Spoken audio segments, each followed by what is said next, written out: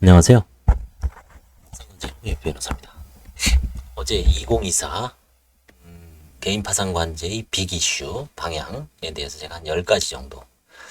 갑자기 이제 어제 생각이 나는 게 상속재산 파산 이것도 같이 했으면 좋았을 텐데 이걸 빼먹었습니다. 그래서 생각난 김에 2024 상속재산 파산의 빅 이슈. 상속재산 파산이 이제 그 준칙이 설립되는 바람에 많은 이슈가 이제 사실 뭐 이슈 될 만한 게 없죠. 대표적인 게 이제 장례비 일부 인정해 주죠. 그다음에 장례비 인정해 주고 그다음에 이제 망인과 생계를 같이 하는 그 뭐 사실혼 배우자라든지 아니면 친족이 경제적으로 어려울 때 그 망인의 그 임차보증금 서울 같은 경우 5,500만 원까지 이제 인정해 주죠. 저도 지금 그 사건을 지금 2개 하고 있습니다. 서울에도 하나 하고 있고 수원에도 하고 있고 돌아가신 분이 이제 병원 삼성병원에서 이제 암 같은 걸로 돌아가셨을 때 치료를 위해서 이제 그 수서역 근처죠. 일원역 거기다가 이제 방을 구해놓고 한 5천 정도 구해놓고 병원 돌아가시기 전까지 이제 왔다 갔다 하면서 치료에 전념을 했지만 결국 이제 돌아가셨습니다. 그럴 때 그게 이제 망인 명의로 돼 있을 때 원래는 이제 상속재산이죠. 환가를 해야 되는데 배우자가 이제 그게 유일한 재산입니다. 그럴 때 이제 그거를 압류금지를 이제 준용을 하죠. 그래서 이제 그것도 이제 해결됐죠. 서울해생법원에서. 근데 이제 아직 해결 못한 게 하나 있습니다. 최근에 이제 작년 10월부터 11월부터 뭘 하고 있냐면 관제인 직무편람을 지금 개정하고 있습니다. 서울해생법원에서. 관제인 한 10명, 판사님 한 5분 달라붙어서 이제 파트별로 해서 이제 거의 다 마무리했는데 아마 한 4월, 5월 달에 나올 겁니다. 대법원에서 아마 사법발전재단 이런 데서 지금 거의 한 8년 만에 나오는 거죠. 2015년 개정하고서 쭉 있다가 이번에 아마 좀 많이 반영이 돼서 도움이 될 겁니다. 파산관제인도 그렇고 일반 파산에 대해서 공부하시는 담당하시는 뭐 변호사, 법무사, 사무장 직원들도 도움이 될 겁니다. 거기서 이제 상속재산 파산은 이제 이주 변호사님이 맡았는데 지피를 오늘 제가 이제 낮에 만나서 식사도 하면서 이것저것 얘기했을 때 이 문제가 대두됐습니다. 대법원 대판 2005도 9491 이거가 이제 큰 문제입니다. 이게 군우두가 이제 저거죠. 행정 판례입니다. 군우두. 그래서 상속재산의 취등록세는 한정승인 상속인이 부담해야 한다. 상속재산의 취등록세는 한정승인 상속인이 부담해야 한다. 상속재산의 상속비용, 즉 재단 채권으로 처리가 불가능합니다. 상속인이 부담해야 한다. 스스로 부담해야 합니다. 이게 대판 2005년 9491 행정사건이죠. 군우두가. 이것 때문에 밑에 보죠. 부동산을 과다 보유하고 채무도 많은 피상속인이 한정승인이 억제되는 효과가 있습니다. 한정승인으로 하려고 그랬더니 세금이 부동산이 이게 이제 오피스텔 같은 경우는 3%가 넘고요. 주택은 아마 한 2.6%인가 3% 됩니다. 아무튼 10억이면 3천 들어간다는 거예요. 세금이 3천입니다. 등록세가 10억짜리 아파트. 자, 근데 이게 뭐 10억 상속재산이 왜 파산하냐 그러지만 안 그렇죠. 최근에 보면 부동산 투자, 갭 투자라든가 뭐 여러 가지 집 장사 하시다가 아니면 하다가 그분이 이제 뭐 돌아가실 수가 있죠. 그런 경우에 역전세난 때문에 이게 안 빠집니다. 그런 경우에 이거를 가족들은 아예 한정승인 하자 라고 딱 결의한 순간 취등록세 벼락을 맞죠. 그 부동산이 100억이면 3억입니다. 100억 우습습니다. 3억짜리 부동산 30개면은 몇십억 됩니다. 그거를 부채도 그 이상 돼요. 그 다음에 전세보증금도 다 부채죠. 그럼 세금만 벼락 맞죠. 그러면 어떻게 하겠습니까? 아유, 그냥 때려칠랍니다. 상속 포기로 가죠. 제가 최근에 상속 포기는 사실은 변호사 영역에선 사라진 사건입니다. 왜? 가정법원에 가면 신청서 하나 딸랑 있죠. 거기다가 인감도장 찍어서 인감증명서 첨부하고 가족관계증명서만 첨부하면 망인과 내가 가족이라는 거, 상속인이라는 것만 입증하면 뭐 목록도 필요 없습니다. 그냥 상속포기 신분행위이기 때문에 한 장으로 끝나면 일주일, 광주 법원에서 3일 만에 결정받은 적도 있어요. 그 변호사한테 돈 몇십만 원, 몇백만 원 주고 맡기겠습니까? 자기가 그냥 발품만 팔아서 법원에 가면 되는데. 사건이 사라졌어요. 근데 다시 상속 포기가 지금 각광을 받고 있습니다. 이 판례 때문에 그래요. 가족들 입장에서 아우 등록세 뭐 몇천만 원 지금 먹고 죽을 것도 없는데 몇천만 원 나와 보십시오. 그럼 상속 포기하고 싶겠죠. 그러면 뭐 가족의 평화, 다른 뭐 그래서 내가 일단 살고 봐야죠, 그렇죠? 뭐 부모, 다른 그 형제, 자매, 사촌까지 볼 여력이 없습니다. 나 혼자 살기 바쁩니다. 이번에 이제 이수 변호사님이 상속재산 파산 발제하면서 그 통계를 냈는데 일본은 상속 포기가 수십만 건입니다. 한정 승인은 몇백 건 빼야 안 돼요.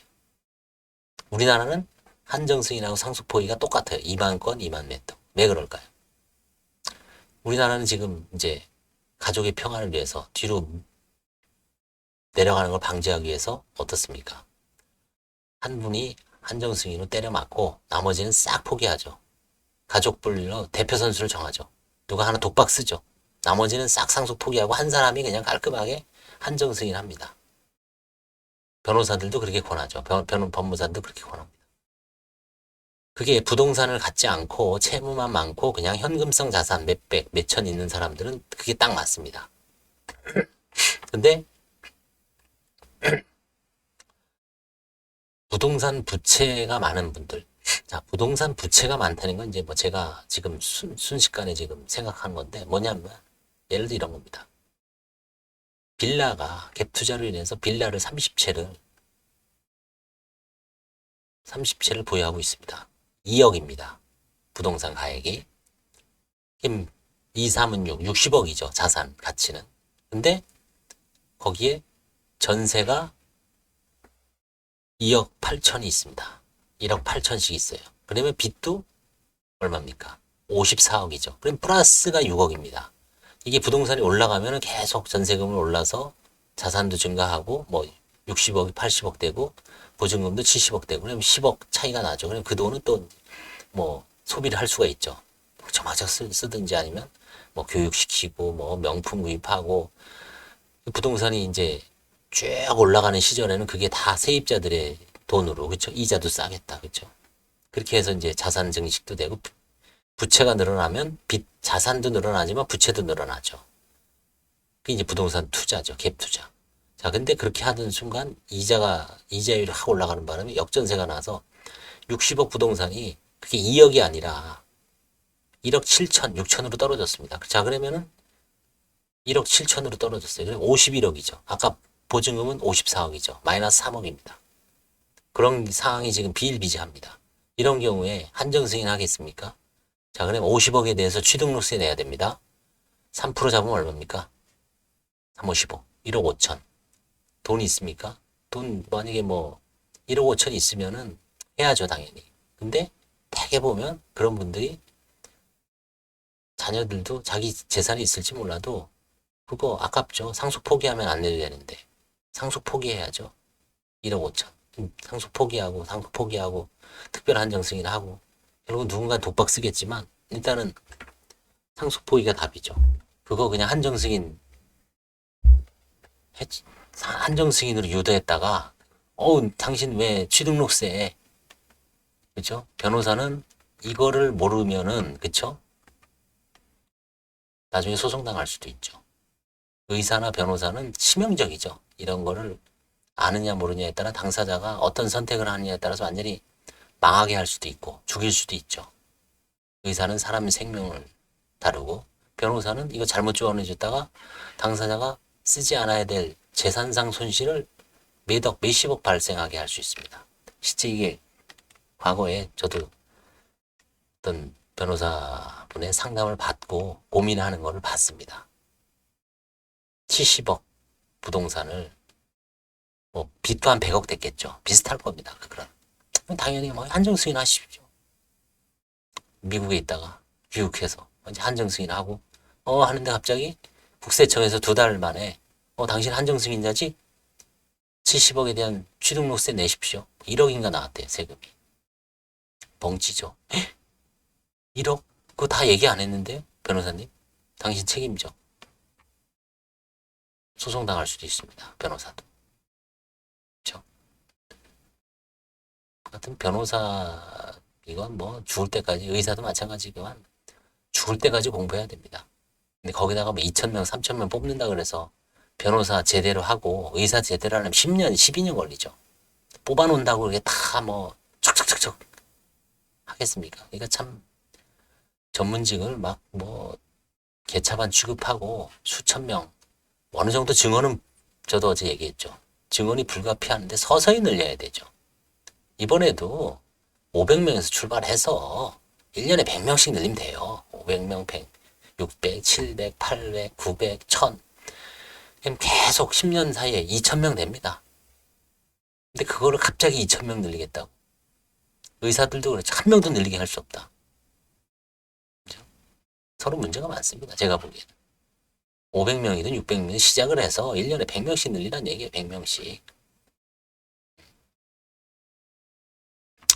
아무튼 샜는데 옆길로 이게 이게 이제 결국은 이 2005두 9491 때문에 상속 포기가 제가 갑자기 2건을 선임했어요. 최근에 하고 있습니다. 상속 포기로 그냥 그쵸? 그분도 재산이 있어요. 그냥 뭐 귀찮다. 상속 포기로 해서 나머지 뭐 고모부, 고모, 작은아버지, 큰아버지, 내가 알 바가 아니다. 내 코가 석자다. 그쵸? 일본이 그래서 상속 포기를 한대잖아요. 제가 뭐 일본 이희수 변호사님 말씀드려보니 일본에는 무슨 양도세 무슨 간주 규정이 있다 그래서 그게 다 상속인한테 부담된대. 그래서 대부분 그냥 상속 포기한대요. 일본 빈집도 엄청 많죠. 뭐 700몇만 채라고 그러는데 무슨 뭐 관리가 안 되고 그냥 세금도 못 내겠다. 세금만 내니까 포기. 상속 포기. 그래서 부동산을 과다 보유하고 채무도 많은 비상속인 한정승인은 억제하는 효과가 있다. 한정승인을 유도하다가 과도한 취등록세 부담으로 상속 포기를 하는 경우가 증가하고 있고 변호사, 법무사도 잘못 얘기해 주다가 완전히 망하는 수가 있을 수 있다. 그래서 2024년 관제인 직무편람 때 이희수 변호사님 이 부분을 집필했습니다. 이희수 변호사님이 재단 채권으로 해줘야 된다. 저도 동조합니다. 아마 관제인 분들은 이게 대부분 수긍을 할 거예요. 그 사람이 한정승인하는 이유가 망인의 재산 범위 내에서 다 처리하려고 한정승인하지 자기가 떠안으려고 하는 어느 미친놈이 그걸 하겠습니까? 그렇죠? 대법원 판례 이게 2005년 판례란 말이에요. 이거 뭔가 누가 변동을 해야 되는데 그렇죠? 아무튼 근데 판사님들은 대법원 판례 취지에 따라서 상속인이 부담해야 된다. 이게 대법원 판례죠. 현재 서울해생법원 판사님들도 크게 변하지 않습니다. 그래서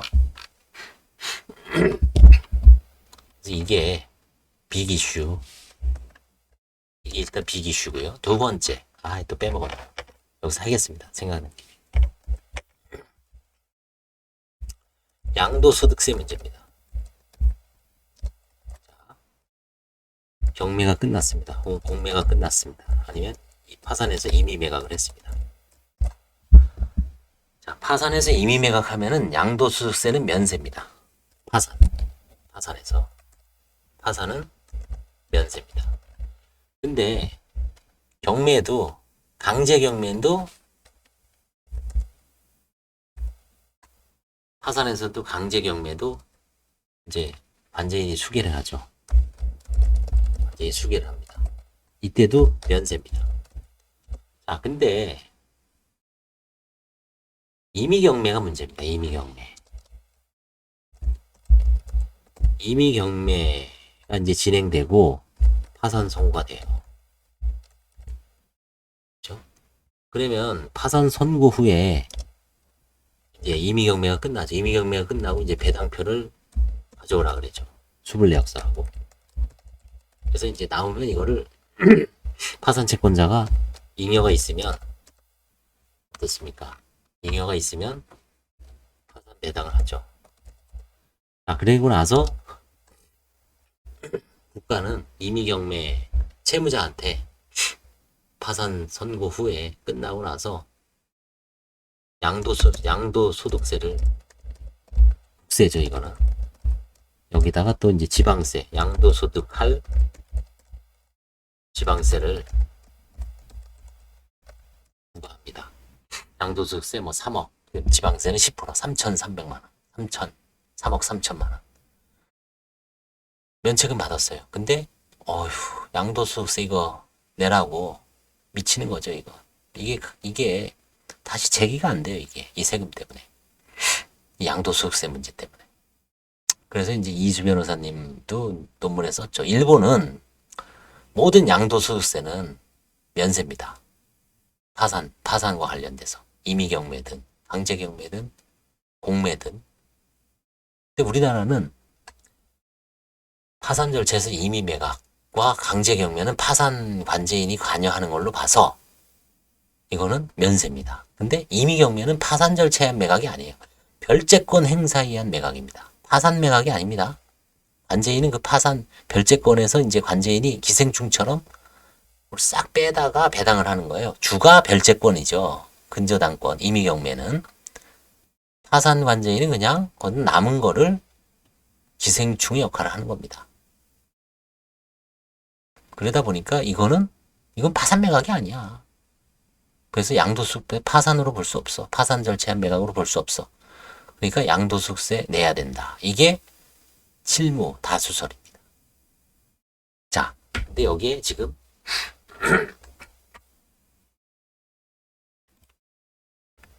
최근에 무슨 일이 있었냐면은 수원지방법원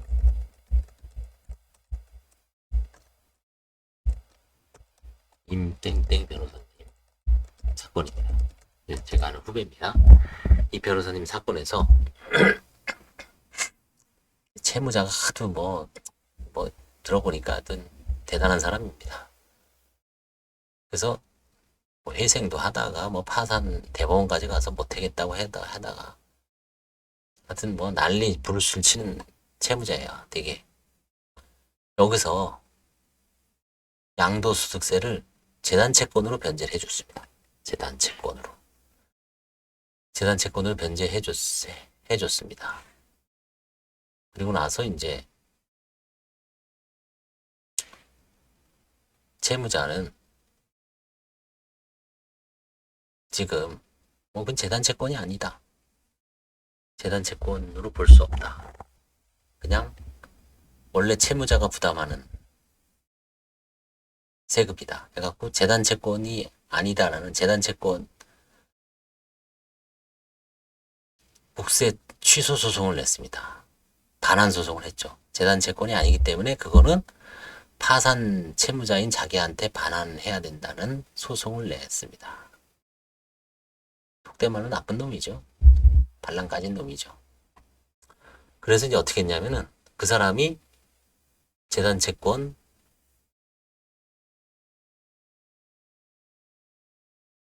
이 아니라는 소송을 내서 수원지방법원에서는 재단채권이다. 재단채권이다. 라고 이제 판결을 했습니다. 재단채권이면 이제 국가가 귀속되는 게 맞죠. 이 사람이 이제 졌습니다. 자기는 재단채권을 부정을 해야 자기가 가져오니까. 서울고등법원에 항소를 했습니다. 마찬가지 서울고등법원에서도 재단채권이다. 그래서 이제 오늘 검색을 해보니까 이수 변호사님이 이제 관심을 갖고 있어서 대법원에 상고를 했습니다. 이제 결국 대법원 판결이 나올 겁니다. 이게 재단채권이냐 아니냐. 거기서 재단채권이라고 이제 하면은 그래서 이제 최종 결론은 뭐냐면 일률적으로 재단채권이냐 아니냐를 볼 게 아니라 어떤 판사님 쓴 논문에 의하면 파산 재단으로 들어온 이익만큼은 양도세를 재단채권으로 보고 예를 들어서 그런 거죠. 파산 그 부동산을 매각을 해서 거기서 한 1억 정도가 파산 채권자들한테 배당이 됐다. 그러면 그때는 1억 부분, 1억에 대한 양도 차익 그 부분은 재단 채권으로 인정을 해주고 나머지 2억 부분은 만약에 이제 양도소득세 계산해보니까 3억이다. 그럼 2억 정도는 이제 그거는 그냥 채무자가 부담해야 되는 거고 이게 약간 절충설인데 아무튼 지금 이 부분은 대법원 판결을 앞두고 있습니다. 그래서 대법 수원지방법원은 양도소득세라고 양도소득세는 여기서 양도소득세는 재산채권이다. 즉 재산채권설 수원지방법원 서울고등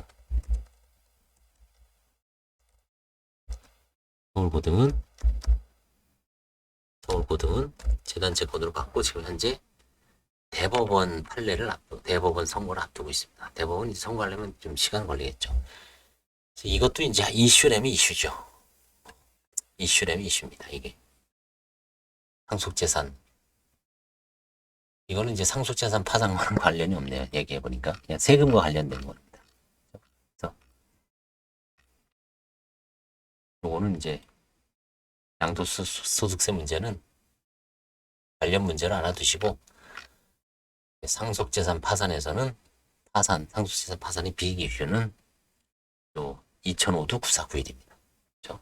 다시 한번 강조하면 2005도 9491 이것 때문에 큰 문제다. 그 다음에 관련해서 또 세금과 관련된 양도소득세 문제 이거는 이제 상속재산 파산이 아니라 그냥 일반 파산에서의 문제입니다. 제가 이제 세금 때문에 갑자기 이제 이게 생각이 나서 나중에 다시 한번 별도로 정리할게요. 상속 2024 개인 파산 관제 빅 이슈 해갖고 이 두 가지를 거기다가 때려놓고 다른 거 좀 더 나오면 다시 한번 찍어보겠습니다. 일단은 긴급하게 2024 상속재산 파산이 빅 이슈 이 부분을 좀 알아두시고요. 그 다음에 이제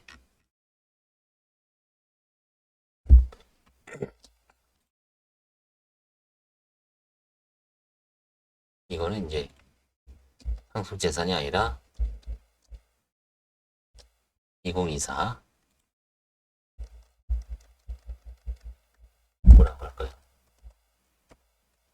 파산 절차 양도소득세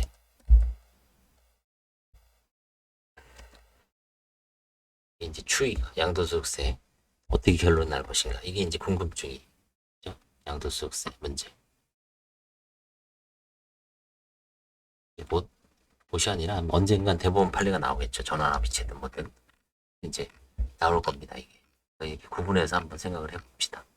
2024 파산 절차 양도세 문제 양도세 어떻게 될 것인가 이렇게 한번 제목을 정해볼 것입니다. 2024 파산 절차 파산 양도소득세 파산 양도소득세 어떻게 될 것인가 어떻게 결론 날 것인가 이 두 가지 문제에 대해서